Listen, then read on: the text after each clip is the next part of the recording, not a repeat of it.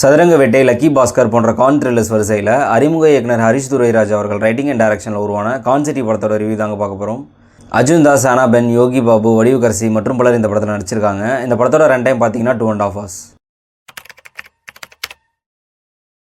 Hey guys, welcome to cinematics. இந்த மாதிரி movie ரிவ்யூஸ்க்கு நம்ம சேனலை சப்ஸ்கிரைப் பண்ணிவிட்டு தென் பிடிச்சிருந்தா ஒரு லைக் போட்டு விட்டுருங்க. இந்த படத்தோட ஸ்டோரி சினாப்சிஸ் என்னன்னா, ஓப்பன் பண்ணால் 2017 மங்களூரில் அர்ஜுன் தாஸ் ஒரு ஹோட்டல் வச்சு நடத்திட்டு இருக்காரு.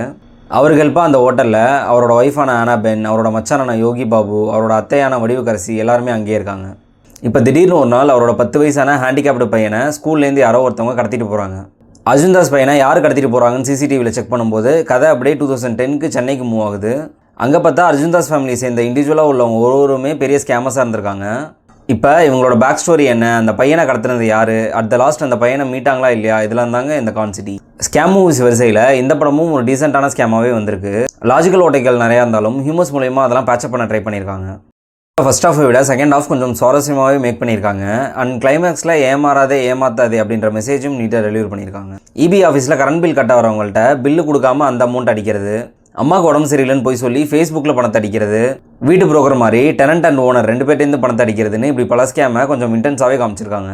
Pre interval sequence and climax sequence 2 சீக்வன்ஸையும் சின்ன ட்விஸ்ட்டோட கொஞ்சம் சுவாரஸ்யமாகவே புல் ஆஃப் பண்ண ட்ரை பண்ணியிருக்காங்க. செகண்ட் ஹாஃபில் ஒரு ஸ்கேமை நடத்துறதுக்காக ஹோல் ஃபேமிலியாக சேர்ந்து லைட்டாக சதுரங்க வேட்டை ஸ்டைலில் ஒன்று ட்ரை பண்ணியிருப்பாங்க. அந்த இடங்கள்லாம் நகைச்சுவையோடு சேர்ந்து த்ரில்லரும் நல்லாவே ஒர்க் ஆச்சுங்க. இப்போ இந்த படத்தோட பிரச்சனைன்னு பார்த்தீங்கன்னா ஃபஸ்ட் இதோட ஸ்க்ரீன் பிளே தாங்க.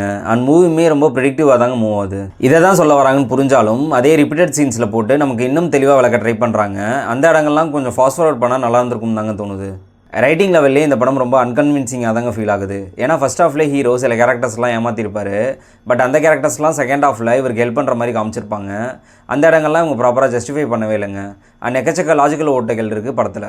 ஆக்டர் பர்ஃபார்மன்ஸ் பார்க்கும்போது அர்ஜுன் தாஸ் அவரோட கெரியர் ஹிஸ்ட்ரியில் வில்லன் ரோலை தவிர்த்து ஒரு படம் சொல்லணும்னா இந்த படத்தை அவரோட கெரியர் பெஸ்ட்டுன்னு கூட சொல்லலாம். அந்தளவுக்கு பயம், பதட்டம், இன்டெலிஜென்ஸ்னு எல்லா ஆங்கிள்லேயும் அவரோட பெஸ்ட்டை கொடுத்துருக்காரு. யோகி பாபு ரொம்ப நாள் கழிச்சு அவரோட மேனரிசம் அண்ட் கவுண்டர்ஸ்னால நம்மளை சிரிக்க வைக்கிறாரு. செகண்ட் ஹாஃபில் அவரை மாட்டி வர மாதிரி வர சீன்ஸ்லாம் தேட்டரில் செமையான சிரிப்பலை தாங்க.